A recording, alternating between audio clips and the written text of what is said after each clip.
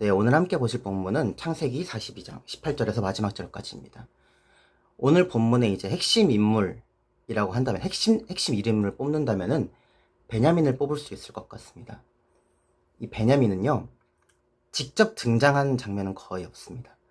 이 요셉을 보러 오지 않았죠. 애굽 땅까지. 아버지 곁에 있었습니다. 그렇지만 이 베냐민을 통해서 요셉과 형들과 야곱의 입장이 드러나고 있어요.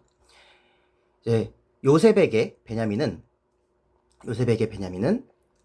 그리운 존재죠. 왜냐하면은 자기 어머니, 요셉과 베냐민만 같은 어머니에게서 태어났잖아요. 그리움의 존재이기도 하고, 지금 형들의 상태를 테스트할 수 있는 하나의 확인 기준이기도 합니다. 이제 막내를 요구했을 때, 동생을 요구했을 때, 형들이 예전에 자신을 팔았던 것과 같이 반응하는지, 아니면 다르게 반응하는지를 테스트해 보려고 하고 있어요.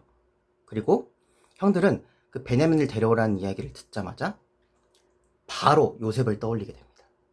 자신들이 요셉에게 했던 그 일이 생각이 먼저 나고, 자신들이 그 일로 인해서 벌을 받고 있다라고 생각을 바로 하는 걸 보면은 형들이 평소에도 그 요셉을 팔아 넘긴 거에 대한 죄책감이나 아니면은 좀 두려움이 있었던 것 같아요. 그리고 그런 형들의 반응을 보고 요셉은 형들을 완전히 용서하게 되죠. 그 이전에도 하나님의 의로운 계획이라는 걸 알고 있었기 때문에 형들을 죽이려는 마음이 없었을 수도 있지만, 이게 사람 마음이라는 게 하나님이 용서의 마음을 부어주어도 그 마음이 흔들릴 수도 있어요. 요셉이 흔들렸다는 건 아니고 흔들렸다고 해도 전혀 이상한 상황은 아니었다라는 걸 말씀드리고 싶은 겁니다.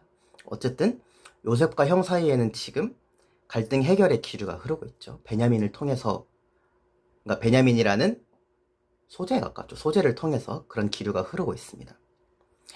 그래서 베냐민을 통해서 요셉과 형제들이 서로를 확인하고 이제 나아질 길만 남았는데요.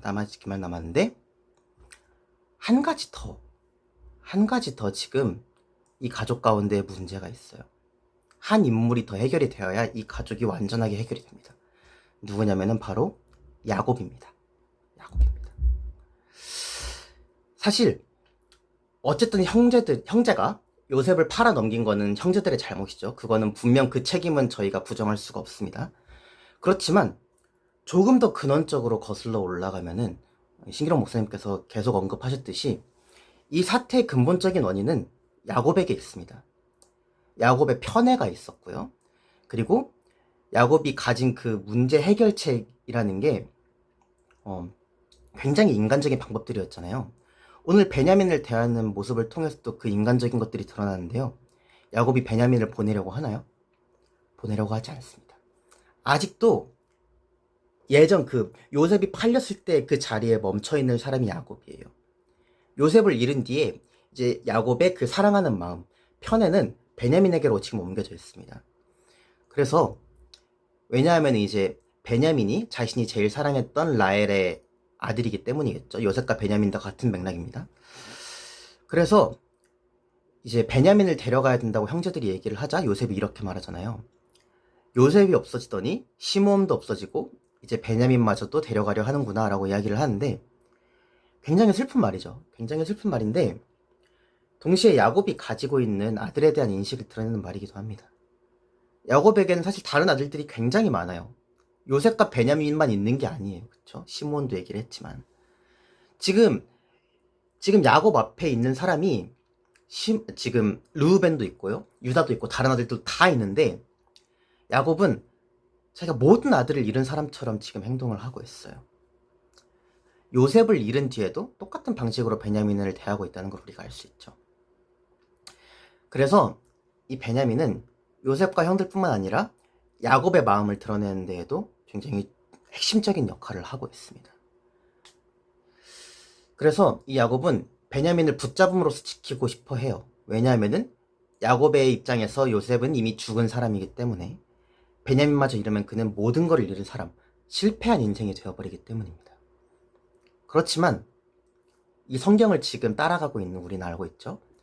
요셉은 죽지 않았고요. 시므온도 완전히 잃은 것이 아닙니다. 베냐민을 보내는 것이 오히려 죽음에 이르는 길이 아니라 회복의 길이에요. 베냐민을 보내야지만 이 가족의 근본적인 갈등이 해결이 됩니다. 야곱은 지금 이 상황을 볼 때 모든 걸 다 상실로 해석을 하고 있어요. 그렇지만 하나님은 이 모든 일을 통해서 근본적인 회복을 명하고 계십니다. 그래서 저는 오늘 본문에서 제일 중요한 인물, 아까는 이제 베냐민을 뽑았지만 베냐민은 소재로서 중요한 인물이고요. 이 감정선에서 제일 중요한 인물은 야곱이라고 생각을 합니다. 지금 이 이스라엘 가문이 세워지는 시초인 거잖아요, 야곱이.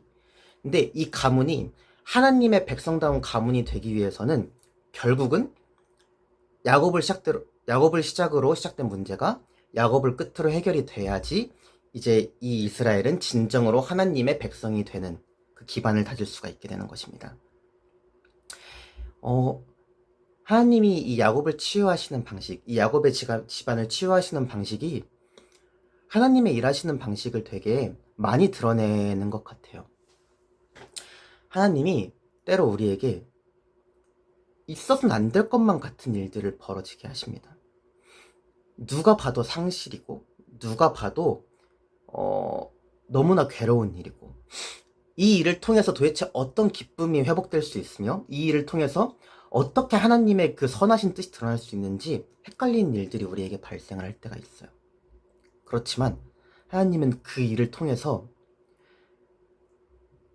너무나 많은 것을 회복시킵니다. 우리가 볼 수 있는 것 너머의 것들까지 회복을 시켜요. 지금 이 일도 제가 계속 말씀드리지만 요셉과 형 사이의 갈등만 해결하는 일이 아니라 야곱의 집안 전체를 회복시킨 일로 확정이 되고 있잖아요. 우리가 오늘 묵상을 했을 때에는 우리가 당장 이해하지 못하는 일들, 혹은 아무것도 뭔가 보이지 않을 때, 여기서 말하는 보이지 않는다는 거는 정말 그냥 인생에 별일이 없다라고 느껴질 때도 포함이 되는 거예요. 하나님이 내 인생에 어떻게 역사하고 계시지? 하나님이 내 인생을 왜 이렇게 내버려 두시지? 아니면 내 인생을 왜 이렇게 흘러가게 하시지? 하고 있는 그 상황 가운데에서 우리가 그것을 감사할 수 있는, 그 상황 자체를 감사할 수 있는 우리가 되었으면 좋겠습니다. 왜냐하면 결국 그것을 통해서 우리의 근원적인 것들이 해결될 것이기 때문입니다. 우리 사랑하는 성도 여러분께서 함께 하나님과 함께 걷고 있다는 것이 어떤 것인지, 하나님과 함께 걷기 시작했다면 우리에게 어떤 일이 일어나든지 하나님의 선한 뜻이 이루어지고 있다는 사실을 기억하며 나아가는 우리 성도님들 되기를 축복합니다. 함께 기도하겠습니다.